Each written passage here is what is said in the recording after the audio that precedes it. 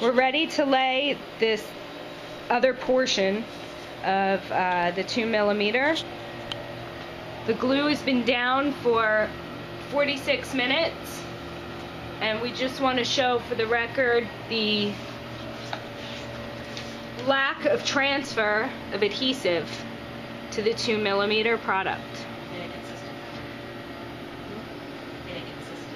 in a consistent manner.